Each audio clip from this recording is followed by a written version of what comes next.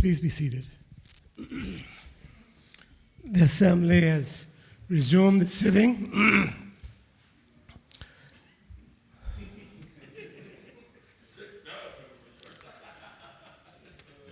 Member for Georgetown Central. Thank you, Mr. Speaker. I humbly ask this honorable House to give sympathy and respect to the circumstances that happened before we took a break. As a new member of 2.5 years, I was of the wrong understanding as to who was to close the debate. As the finance minister bringing the budget, I was under the viewpoint that he was the member to close. And Mr. Speaker, as you recognize the premier, I thought it was to go to the evening break. Now, Mr. Speaker, with that being said, I'm asking humbly all the members of government to allow me to do my duty on behalf of the people of Georgetown Central to give my contributions to this very, very important debate of the country's future finances and policies for the next 2 years.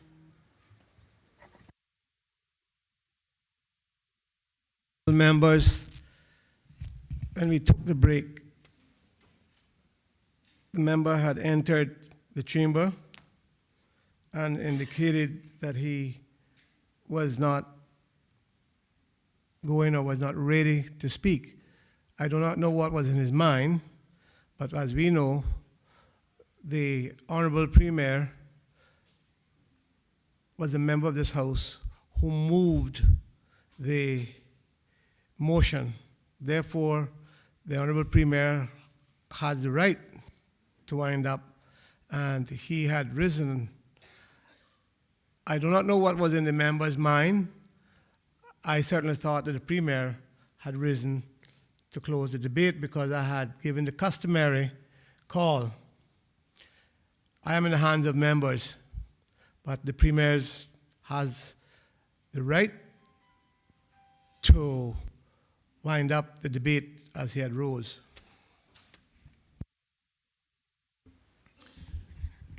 Mr. Speaker, I certainly had no intent or desire, indeed, to start my debate this evening to wind up this, my speech to wind up this debate. But Mr. Speaker, you have been here twice as long as I have, and we all know how it works here. I too have been shut out on more than one occasion, playing tactical games about who's going to speak last. I sat here over the course of the past week and heard you called 3 times on more than one occasion, and on 2 occasions I rose to wind up the debate, only to have a member finally decide to stand up. When you called 3 times again and no one rose, in fact, the member and other members of the opposition, some other members were not even in the chamber, I rose and began my debate. I do not see now, Mr. Speaker, how it is possible for me to sit back down and undo what has already been done. Mr. Speaker, the only comfort I can give to the member is not only that I've been through that, it's part of the learning process, but also there will be more than ample opportunity to examine the budget during Finance Committee, which I expect will go on for at least a week, maybe more, starting on Wednesday. Mr. Speaker, I propose to wind up the debate this evening and for us to take the vote. I do not, Mr. Speaker, have a great deal to say. Only 3 members of the opposition actually spoke on the budget address, the throne speech, and the budget policy statement. Almost every member on the government bench, front and back bench, have spoken, and I believe they have properly addressed all of the issues. There are just a few things I want to wind up with, Mr. Speaker. Mr. Speaker, the leader of the opposition did say that he was nauseated by the government's budget, and he has accused us of hoarding the revenues and resources of the country over the last 6 years, and to come at this time, the last budget of the cycle, to present what he calls an election or electioneering budget. Mr. Speaker, that certainly is not the case and is demonstrably untrue. Since this government took office 2.5 years ago, we have expended far more in resources of the country on behalf of the people in this country than any government that has ever gone before. And we have been able to do that, Mr. Speaker, because of the prudent stewardship of government finances which were exercised by the previous administration, which I had the honor to lead, and the careful thought and planning that we have put into our various policies, programs, and projects. And so, Mr. Speaker, we are at this stage in a very, very enviable position where we have been able to make key judgments about how we can improve the lot of the more unfortunate and most vulnerable in this community. And we have been able to do things like give the civil service a well-deserved cost of living increase of 5%. We've been able to agree to increase what the most vulnerable in the community receive, whether they're veterans, seamen, or indigents, from the $750 per month, which we had raised the stipend to in the previous budget, to $850 starting in January of this year, and then rising to $950 in January the following year. We have been able, Mr. Speaker, to agree to 14 concessions, which will lessen the financial burden on older people, persons over the age of 65, hoping, Mr. Speaker, to leave a little more money in their pockets at the end of each month. We have been able, Mr. Speaker, to go further with assisting Caymanians, first-time Caymanian homeowners, to own their own property by allowing the waiver on the first $400,000 of a purchase price for a first-time home to be credited, so that they only pay stamp duty on anything over $400,000.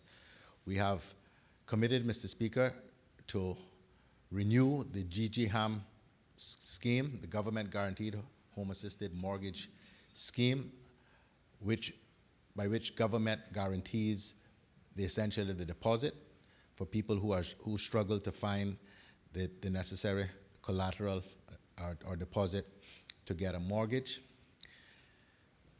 We are, Mr. Speaker, looking at ways to improve the way that we are able to assist persons who have to rent property and who are within a certain or below a certain income level.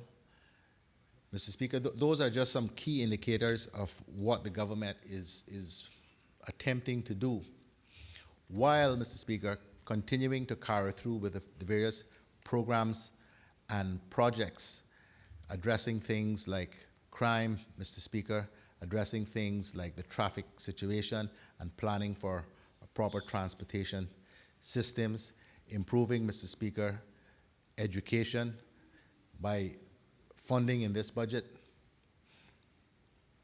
the undertaking which the Minister of Education made that all teachers who work for the Cayman Islands government should not earn less than $5,000 a month, providing in this budget, Mr. Speaker, for the continued construction of the John Gray High School with a view to that being finished for the start of school year in 2021. Mr. Speaker, providing in this budget for a new school hall for Bordentown Primary. Mr. Speaker, providing in this budget to ensure that the National Housing Development Trust is able to continue with its program of building homes in Georgetown, in Northside, and more in East End. Mr. Speaker, this is a budget that is for families. This is a budget, Mr. Speaker, that gives a much-needed boost to older persons and the vulnerable in our community. It is a budget that will bring relief to commuters. It is a budget for opportunities as we bring to fruition the development of work and continue to drive forward the improvements of our education system. It is a budget to tackle the issues faced by our people today, and a budget that provides a platform from which we can better meet the challenges of tomorrow. It is, Mr. Speaker, in summary, a budget that makes good on the promises this unit of government made to our people. Mr. Speaker, I know you will remember the tough negotiations that went into putting that program together. And there were those at the time who proclaimed very loudly that this government would not withstand the challenges of difficult political decision making. But we have proved, Mr. Speaker, the naysayer is wrong, and this government has simply gone from strength to strength. Not only have those hard, tough political decisions been made, but each of those that we faced, Mr. Speaker, has made us more committed, brought us closer together, and more trusting of each other. And Mr. Speaker, that bodes well for the rest of this term for this administration, but more importantly, it bodes well for the future of this country. Mr. Speaker, I just wish to finish on a very positive note that this evening I was able to have some very, very productive discussions with the Honorable Leader of the Opposition regarding the proposed constitutional changes. And I believe, Mr. Speaker, that we have found a way forward. And I am, with his agreement, Mr. Speaker, hoping that we can, as a parliament, which would be our new name, as a parliament, meet on Wednesday to talk through any concerns and issues which members continue to have, with a view, Mr. Speaker, to us hopefully agreeing on a way forward in order that, Mr. Speaker, we can communicate this to the United Kingdom government while the current minister, Lord Ahmad, the Minister of State for the Overseas Territories, among other things, still is in post. Beyond that, Mr. Speaker, we would be dealing with a yet unknown government and minister. And so there is some real time pressure to get this done, Mr. Speaker. But the Leader of the Opposition and I have agreed tentatively that we should be able to move this forward by way of a motion to this House following the close of the proceedings in Finance Committee. And so, Mr. Speaker, with those few words, I commend the budget policy statement of the government for the 2021 budget cycle, the throne speech that relates thereto, and the budget address delivered by the Honorable Minister of Finance for the same period to this Honorable House, and look forward to a positive vote for the second reading of the appropriation bill, and then, Mr. Speaker, the commencement of proceedings in Finance Committee on Wednesday.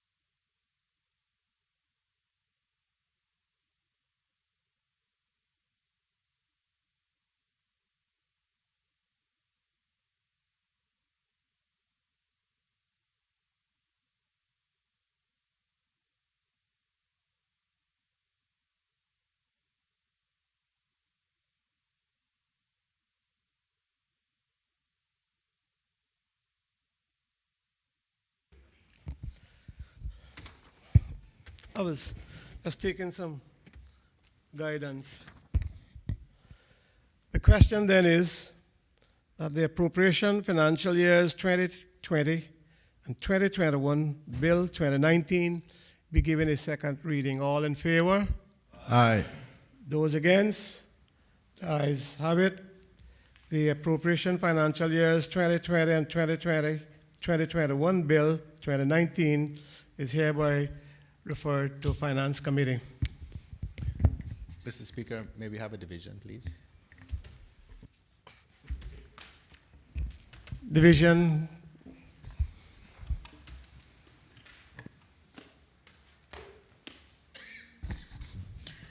Honourable Alden McLaughlin. Aye. Honourable Moses Kirkconnell. Aye. Honourable Juliana O'Connor Connolly. Aye. Honourable Dwayne Seymour. Aye. Honourable Roy McTaggart. Aye. Honourable Joseph Hugh. Aye. Honourable Tara Rivers. Aye. Captain Eugene Ebanks. Miss Barbara Connolly. Aye. Mr. David White. Aye. Mr. Austin Harris. Aye. Honourable Arden McLean. Mr. Christopher Saunders. Aye. Mr. Anthony Eden. Aye. Mr. Kenneth Bryan. Aye. Mr. Alva Saku. Aye. Mr. Ezra Miller.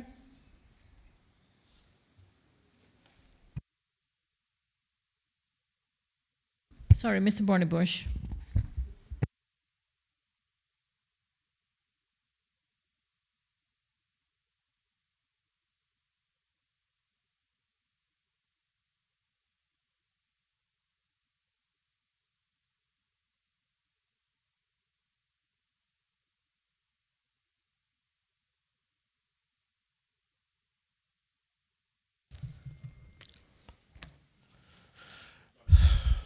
The results of the division: 15 ayes, 3 absent.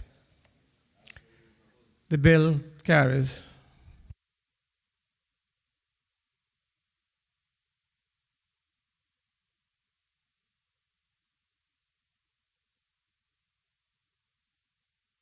The Honorable the Premier. Thank you, Mr. Speaker. Mr. Speaker, I move the adjournment of this honorable House until the conclusion of Finance Committee, which is set for commencement at 9:30 a.m. on Wednesday. Question is that this Honorable Legislative Assembly now rise until we complete the process of Finance Committee, which is set to begin at 9 a.m. on Wednesday morning, the 9:30, Wednesday morning, God willing. All in favor? Aye. Those against? The ayes have it. This honorable House do stands adjourned until the completion of Finance Committee. Well, whenever that is.